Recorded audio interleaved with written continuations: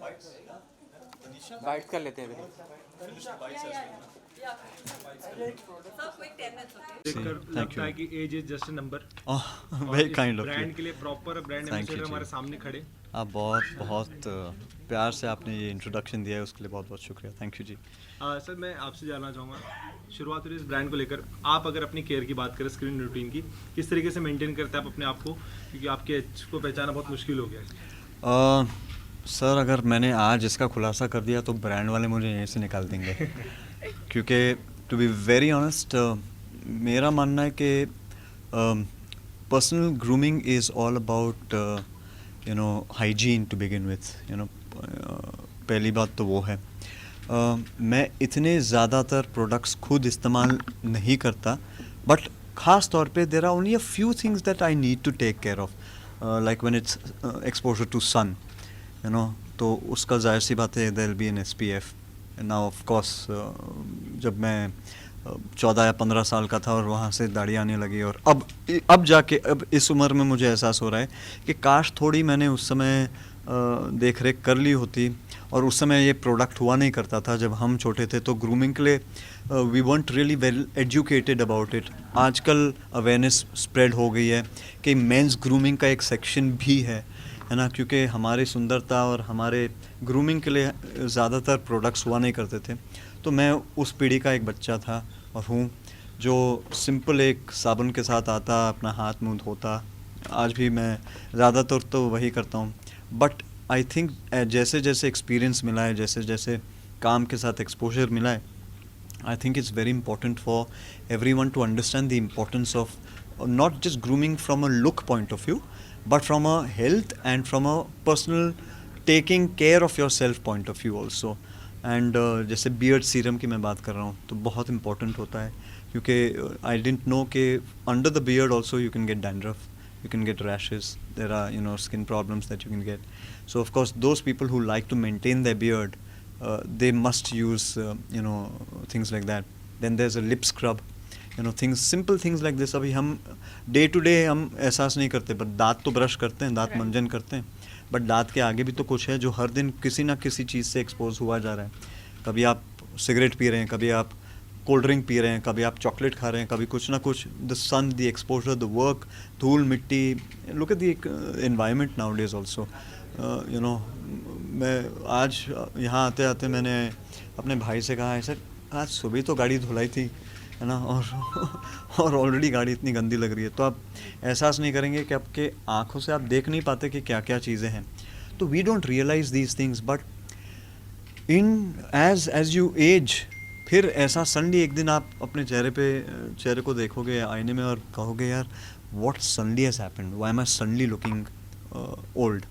So I feel that for that it's something that you know, आपको सालों से आपका सेल्फ केयर, आपकी चीज़ों का सेल्फ केयर करना चाहिए। कैसे बचपन में माँ कहती है ना, सर में तेल डाल तो बाल अच्छे रहेंगे। आई थिंक सिमिलरली ये हमारे जितने डैपरडूड के प्रोडक्ट्स हैं, वो बस वही एक हमारे ऑडियंस तक वो एक इन्फॉर्मेशन और एक एजुकेशन के पॉइंट ऑफ व्यू से हम पहुंचाने की कोशिश कर रहे हैं।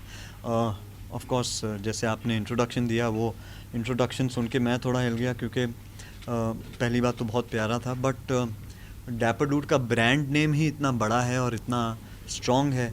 मैं अपने आप को इस लायक शायद नहीं समझता जितना ब्रांड ने मुझे इस लायक समझा, और उसके लिए मैं बहुत ही उनका शुक्रगुजार हूँ कि इस ब्रांड नेम के साथ मुझे जोड़ दिया है, और बहुत बड़ा ब्रांड नेम है। और I am very humbled that हमारे हिंदुस्तान के जितने भी डैपर डूड्स हैं, उनके लिए मैं एक भाई के रूप में आया हूँ, उनको थोड़ा गाइड करने के लिए। सर आपसे जानना चाहूँगी, रिसेंटली बहुत ऐसे केसेस हमारे देश में निकल के आ रहे हैं जी।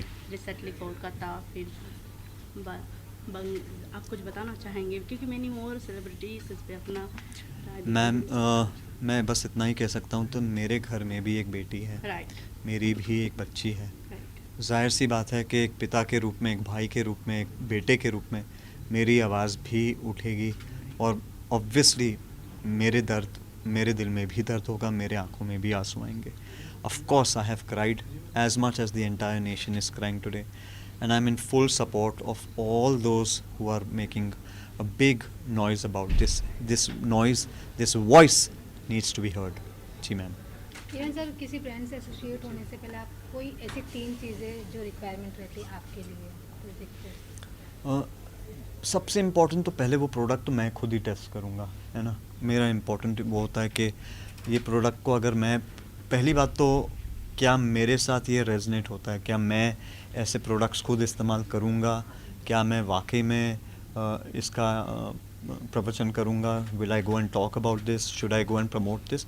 जाहिर सी बात है वापस कि ऑफ कोर्स कि अगर मैं इस्तेमाल कर रहा हूँ तो मैं ज़रूर अपने दोस्तों तक वो पहुँचाने की कोशिश करूँगा. नॉट नेसेसरली कि वो चीज़ आपको पसंद आए या ना पसंद आए.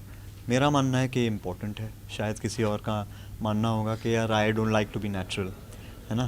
तो मेरा भी ये मानना है कि जितना आप नेचुरल करें ठीक है, बट ये गाइडेंस होता है, एक प्रोटेक्शन होता है. जैसे हम सनलाइट में जाते हैं और लोग कहते हैं ना एक SPF लगा दिया करो क्योंकि ये हो जाएगा वो हो जाएगा. पहले एहसास नहीं होता था, बट अब स्किन बर्न होता है या कुछ होता है, कोई बीमारी हो जाए तो फिर आपको बाद में एजुकेशन मिलता है.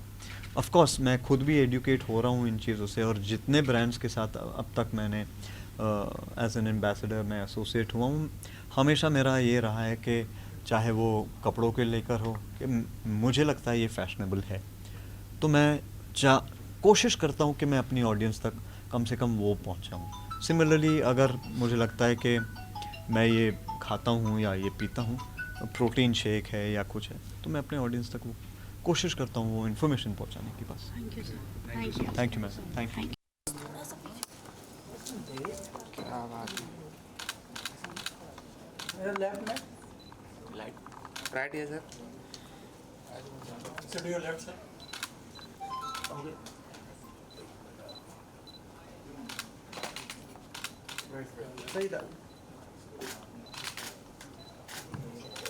Center look.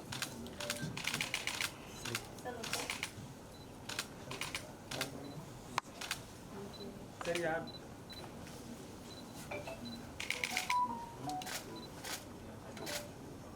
Thank you, जी. Sir,